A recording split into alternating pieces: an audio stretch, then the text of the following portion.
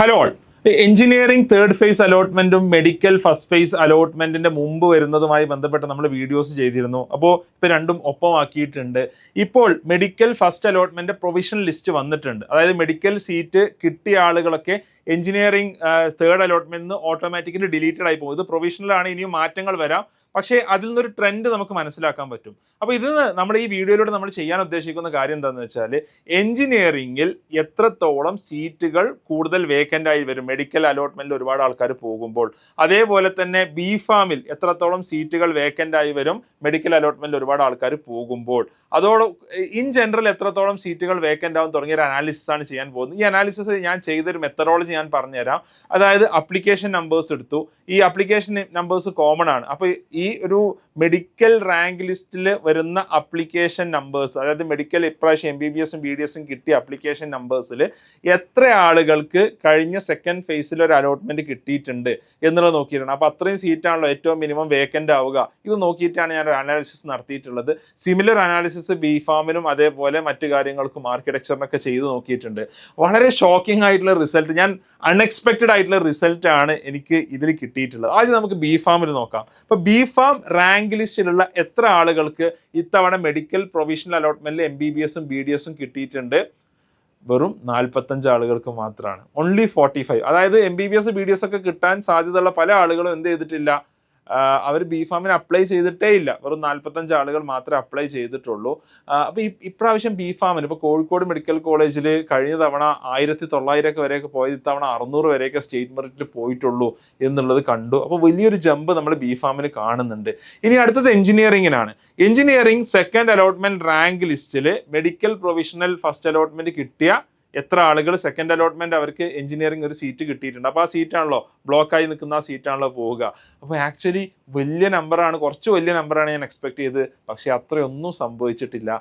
ആകെ 164 ആളുകൾ, ആകെ 164 ആളുകൾ മെഡിക്കൽ MBBS BDS ഇത്തവണ സെൽഫിലും ഗവൺമെന്റിലായിട്ട് കിട്ടിയ 164 ആളുകൾക്ക് മാത്രമാണ് എന്ത് ചെയ്തിട്ടുള്ളത്, അവിടെ എഞ്ചിനീയറിംഗിൽ സെക്കൻഡ് അലോട്ട്മെന്റ് കിട്ടിയിട്ടുള്ളത്. സോ ദാറ്റ് മീൻസ് അത്രയും MBBS അല്ലെങ്കിൽ BDS ഷുവറായ അത്രയും ആളുകളുടെ സീറ്റ് അതിലൂടെ എന്ത് ചെയ്യുള്ളൂ, ഫ്രീ ആവുകയുള്ളൂ. നിങ്ങൾക്ക് ടോപ്പ് കോളേജസിൽ ഇത് മൂലം ഫ്രീ ആവുന്ന സീറ്റുകൾ നിങ്ങൾക്ക് കാണാൻ പറ്റും. CET-യിൽ 12 ആളുകൾക്കാണ്, അതിൽ 10 ആളുകൾക്ക് MBBS 2 ആളുകൾക്ക് BDS ആണ് കിട്ടിയിട്ടുള്ളത്. GEC തൃശ്ശൂർ 9 ആളുകൾ, 8 ആളുകൾ MBBS 1 BDS, TKM 14 ആളുകൾ, 12 ആൾ MBBS 2 ആൾ BDS. എന്നിങ്ങനെയാണ് ആ ഒരു ലിസ്റ്റ് ഉള്ളത്.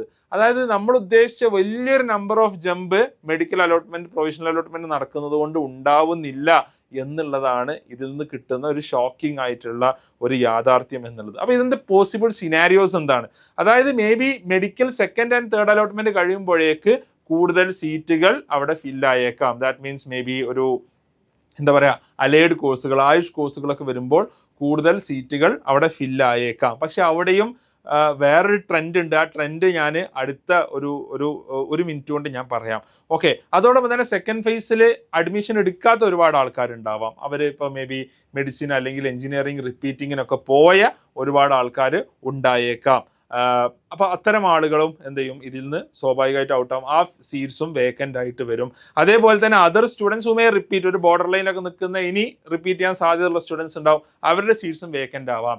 ഇൻ ജനറൽ എനിക്ക് തോന്നുന്നൊരു കാര്യം എന്താണെന്ന് വെച്ചാൽ, കഴിഞ്ഞ തവണ തേർഡ് അലോട്ട്മെന്റ് ലാസ്റ്റ് റാങ്ക് എന്താണോ ആ ലാസ്റ്റ് റാങ്കിൽ ഇത്തവണ എത്തില്ല. May be there is A 500 rank shift, especially ഒരു ടോപ്പ് 10,000 വരുന്ന ഒരു മീഡിയം ടോപ്പ് ബ്രാഞ്ചസിന് CS-നൊന്നും ചിലപ്പോൾ ഉണ്ടായിക്കൊള്ളുന്നില്ല.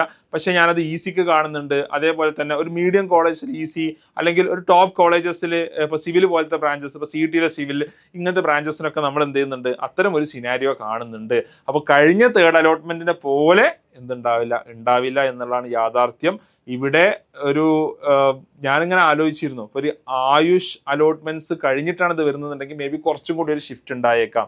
അപ്പോൾ സ്പോട്ട് അലോട്ട്മെന്റിൽ കൂടി കുറേ സീറ്റ്സ് ഇത്തവണ ഫില്ലാവാൻ സാധ്യത ഉണ്ട്. അതിൻ്റെ പോസിബിൾ സിനാരിയോസ് നമ്മൾ കാണുന്നുണ്ട്. അതോടൊപ്പം ഇതിൻ്റെ കൂടെയുള്ള കുറച്ച് ട്രെൻഡുകൾ ഞാൻ നിങ്ങളുടെ മുമ്പിൽ പറയാൻ പോവുകയാണ്. ഓക്കെ, ഒന്നാമത്തെ ട്രെൻഡ് BDS-ഉമായി ബന്ധപ്പെട്ടതാണ്. BDS-ന്റെ സ്റ്റേറ്റ് മെറിറ്റ് റാങ്കുകൾ നമ്മൾ നോക്കുമ്പോൾ കോഴിക്കോട് ഫോർ എക്സാമ്പിൾ കോഴിക്കോടൊക്കെ ഏകദേശം സിമിലർ ആയിട്ട് നിൽക്കുന്നുണ്ട്. പക്ഷെ നമ്മൾ തൃശ്ശൂർ TVM ഒക്കെ വരുമ്പോൾ 200 റാങ്കിന്റെ ഷിഫ്റ്റ് വരുന്നുണ്ട്. തൃശ്ശൂർ കഴിഞ്ഞ തവണ ഫസ്റ്റ് അലോട്ട്മെന്റ് ഫേസ് 1 3711 വരെ സ്റ്റേറ്റ് മെറിറ്റില് BDS പോയിട്ടുണ്ട്. എന്നാൽ അത് ഈ തവണ വരുമ്പോൾ 3965 വരെയാണ് വരുന്നത്. ആലപ്പുഴ 3873 വരെ പോയത് 4017 അപ്പൊ BDS ഒരു down trend which is expected. അത് എന്ത് ചെയ്യുന്നുണ്ട്, അത് നമ്മൾ കാണുന്നുണ്ട്. മറ്റു ചില ഒബ്സർവേഷൻസും കൂടി പറയാം. എന്താണ് ഒബ്സർവേഷൻസ് എന്നുള്ളത്? ഈ BDSനുള്ള ഡൗൺ ട്രെൻഡ് ആയുഷ് കോഴ്സുകൾക്ക് ഉണ്ടാവാനുള്ള സാധ്യത കൂടുതലാണ്. അതുകൊണ്ടാണ് ഇനി ആയുഷ് കോഴ്സുകളുടെ അലോട്ട്മെന്റ് വന്നാലും അത് മേ ബി എഞ്ചിനീയറിംഗിന്റെ ടോപ്പ് റാങ്കേഴ്സിൽ, അതായത് ടോപ്പ് 10,000 റാങ്കിൽ വലിയ ഷിഫ്റ്റ് ഉണ്ടാക്കുമോ എന്നുള്ളത് എനിക്ക് സംശയമുണ്ട്. കാരണം BDSന് ഇങ്ങനെ ഒരു ഡൗൺ ട്രെൻഡ് ചെറുതായിട്ടുണ്ട് എന്നുണ്ടെങ്കിൽ ഓഫ് കോഴ്സ് ആയുഷ് കോഴ്സുകൾക്ക് ഇതിനേക്കാളും വലിയ ഡൗൺ ട്രെൻഡ് ഉണ്ടാവാനുള്ള സാധ്യത കൂടുതലാണ്. അത്തരം ടോക്സും നമ്മൾ സ്റ്റുഡൻസിന്റെ അടുത്ത് നിന്ന് ഒരുപാട് കേൾക്കുന്നതാണ്. So there is less demand for BDS and probably Ayush too. അതോടൊപ്പം രണ്ടാമത് നമ്മൾ മനസ്സിലാക്കേണ്ട ഒരു observation, engineering is become hotter. ഒരു കാലം ഇപ്പം ഞങ്ങളൊക്കെ പഠിച്ചിരുന്ന സമയത്ത് എഞ്ചിനീയറിംഗിന് ഇപ്പം ഞാനൊക്കെ റിപ്പീറ്റ് ചെയ്തിരുന്ന സമയത്ത് 2 ബാച്ച് എഞ്ചിനീയറിംഗിനും ഒരു 3 ബാച്ച് മെഡിസിനും ഒക്കെ ഉണ്ടാവുക. ഇപ്പം ഞാൻ അതേ ഇൻസ്റ്റിറ്റ്യൂട്ടിൽ പോകുമ്പോൾ 15 ബാച്ച് മെഡിസിനും 2 ബാച്ച് എഞ്ചിനീയറിംഗിനുള്ളത്. പക്ഷെ ആ ട്രെൻഡ് മാറാൻ പോവാണ്. എഞ്ചിനീയറിംഗ് കുറച്ചുകൂടി ഹോട്ടറായിട്ട് വരുന്നു. അത് മേ ബി AI ഇത്തരം ടെക്നോളജീസ് ഒക്കെ വരുന്നത് കൊണ്ടാവാം. പക്ഷെ ആളുകൾ ഈ ട്രെൻഡ് കൊണ്ട് മാത്രം പ്രത്യേകിച്ച് കാര്യമൊന്നും എനിക്ക് തോന്നുന്നില്ല. പക്ഷേ എഞ്ചിനീയറിംഗ് ഹോട്ടറായി വരുന്നു, എഞ്ചിനീയറിംഗിന് കൂടുതൽ ഡിമാൻഡ് കൂടി വരുന്നു എന്നുള്ള യാഥാർത്ഥ്യമാണ്.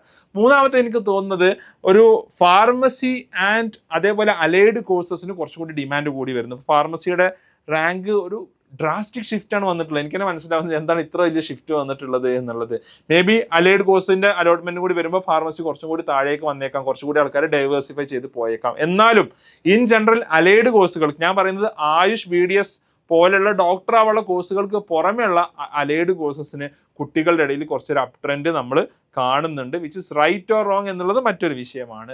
നാലാമത്, ഇത് മൂലം മേ ബി റിപ്പീറ്റിങ്ങിൽ ഒരു ട്രെൻഡ് കുറവ്. റിപ്പീറ്റിങ്ങിൽ ട്രെൻഡ് കുറവ് എന്ന് പറയുമ്പോൾ റിപ്പീറ്റ് ചെയ്യുന്ന ആളുകളുടെ എണ്ണം കുറയുമെന്ന് എനിക്ക് തോന്നുന്നില്ല. എനിക്കറിയില്ല അത്ര ഒരു നമ്പർ ഓഫ് ആൾക്കാർ കുറയുമോ എന്നുള്ളത്.